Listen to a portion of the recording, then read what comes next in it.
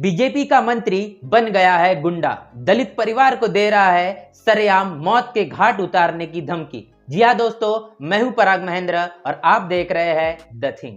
BJP के मंत्रियों को मंत्री कहा जाए, गुंडा कहा जाए या दंगाई कहा जाए, ये सवाल उठ रहा है पूरे भारत के अंदर में। भारतीय जनता पार्टी की जहां जहां पर भी सरकार है वहां पर अन्याय अत्याचार अपने चरम सीमा पर है। और साथ ही आपको बता दें कि कर्नाटक में भारतीय जनता पार्टी की सरकार है जिसके मुख्यमंत्री बसवराज बोम्मई है और इन्हीं के सरकार के मंत्री आनंद सिंह का एक विवाद सामने आ रहा है जहां पर उन्होंने एक दलित परिवार को जान से मारने की धमकी दी है। धमकी देते हुए उसने कहा है कि मैं तुम्हें जिंदा जला दूंगा। मसला आखिर क्या है, यह ईटीवी से एक न्यूज निकल कर आ रही है जहां पर उन्होंने एक आर्टिकल छापा है। उस आर्टिकल की न्यूज हम आपको दिखा रहे हैं। जो पूरी जो घटना है, इस घटना को आप पहले समझ लीजिए, फिर आगे हम बात करते हैं। पुलिस ने बुधवार को कहा कि कर्नाटक के पर्यटन, पारिस्थितिकी और पर्यावरण मंत्री आनंद सिंह के खिलाफ एक परिवार को कथित तौर पर धमकी देने के आरोप में मामला दर्ज किया गया है।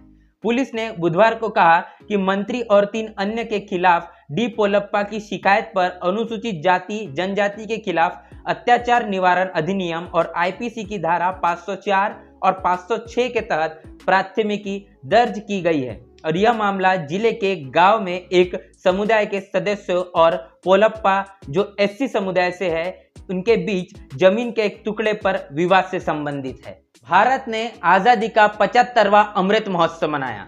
आजादी के 75 साल होने के बावजूद भी दलितों पर होने वाले अन्याय अत्याचार थमने का नाम नहीं ले रहे। भारतीय जनता पार्टी की जिन जिन प्रदेशों में सरकार है वहां पर दलितों पर होने वाले अन्याय अत्याचार ये दिन ब दिन बढ़ते जा रहे हैं। बात करेंगे हाल ही में हुए राजस्थान की, तो वहां पर कांग्रेस की सरकार है और वहां पर भी दलितों पर अन्याय अत्याचार दिन ब दिन बढ़ते नजर आ रहे हैं। इसका सीधा सा मतलब यह है कि जहां पर कांग्रेस हो या बीजेपी की सरकार हो वहां पर दलितों पर, अनुसूचित जाति और जनजाति के लोगों पर अन्याय अत्याचार बढ़ रहे हैं और किसी भी कीमत पर इन पर कोई लगाम नहीं लग रही है।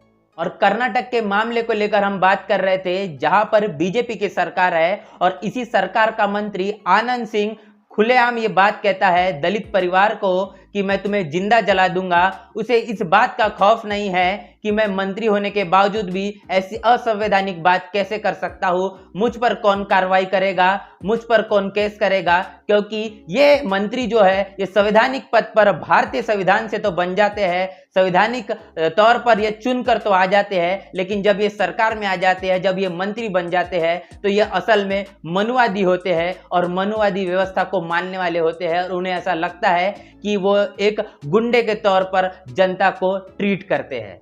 और यही बात हमको कर्नाटक में होते हुए नजर आ रही है। एक एनसीआरबी की रिपोर्ट निकल कर आ रही है कि पूरे भारत के अंदर में सबसे ज्यादा अगर किसी प्रदेश में अन्याय अत्याचार हो रहे हैं तो उत्तर प्रदेश है। उत्तर प्रदेश में दलितों पर सबसे ज्यादा अन्याय अत्याचार हो रहे हैं। उसके बाद में राजस्थान की बारी आती है, मध्य प्रदेश की बारी आती है और कर्नाटक के को लेकर हम यहाँ पर बात कर रहे हैं। तो जहां जहां पर भी भारतीय जनता पार्टी की सरकार है वहां पर दलितों पर अन्याय अत्याचार ये चरम सीमा पर है। साथ ही आपको बता दें कि भारत के अंदर में जो न्याय प्रणाली काम कर रही है वो जाति देखकर न्याय देती है कि आपकी सरनेम क्या है, आप किस जाति से आते हैं, उसके बाद ही ये बात निर्धारित होगी कि आपको न्याय मिलेगा या नहीं। और इसी बात का डर एक दलित परिवार को था जिनके साथ में ये जो घटना हुई है वो किस तरीके का कदम उठाते हैं ये भी मैं आपको बताने वाला। उसके पहले जो ईटीवी ने अपने आर्टिकल में जो चीज छापा है हम उसे पहले देख लेते हैं। मंत्री के मंगलवार को गांव के दौरे के दौरान समुदाय के लोगों ने उनसे विवाद उलझाने में मदद की गुहार लगाई। पोलप्पा ने अपनी शिकायत में आरोप लगाया कि मंत्री ने उनके परिवार को जलाने की धमकी दी थी। शिकायतकर्ता मंगलवार रात अपने 5 रिश्तेदारों के साथ में हॉस्पिटल ग्रामीण थाने के पास पहुंचा। सभी ने आत्मदाह करने की कोशिश की, हालांकि उन्हें बचा लिया गया और अस्पताल ले जाया गया। पुलिस ने बताया कि पोलप्पा और 5 अन्य के खिलाफ आत्महत्या के प्रयास का मामला भी दर्ज किया गया है।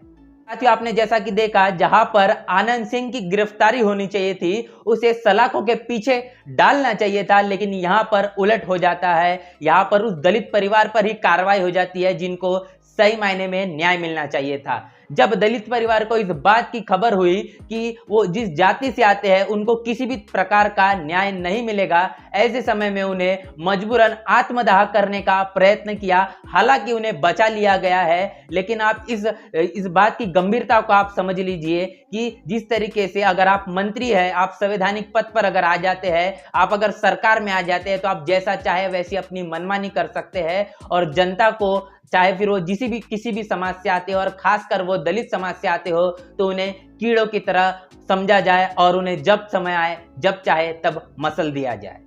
तो साथ ही इस पूरे मामले को लेकर बाबा साहब की एक बात को मैं यहाँ पर कोट करना चाहूंगा, जहां बाबा साहब कहते हैं कि आपको अगर अपने समाज पर होने वाले अन्य अत्याचार को रोकना है तो आपको शासक कौम बनना पड़ेगा। जो शासक कौम होता है उनके ऊपर में अन्य अत्याचार नहीं होता, और इसीलिए बहुजन समाज को शासक कौम बनना बहुत जरूरी हो गया है। इस संदर्भ में आप क्या सोचते हैं? अपनी प्रतिक्रिया कमेंट बॉक्स में हमें जरूर बताएं। बने रहे द थिंग के साथ, तब तक के लिए जय भीम, जय भारत।